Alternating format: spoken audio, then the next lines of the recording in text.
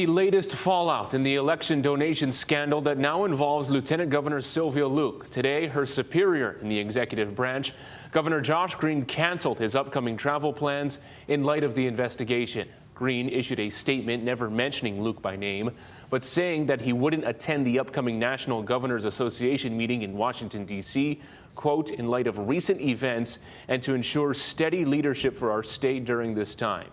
This comes after Luke told Hawaii News Now on Monday that she could be the state lawmaker behind a months-long bribery mystery.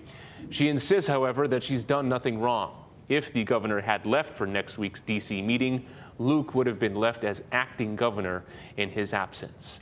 And today's statement from the governor went on to say, regarding the investigation, accountability is essential.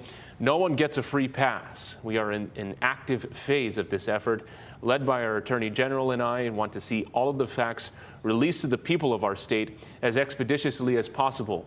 This needs to be resolved for the good of our public trust.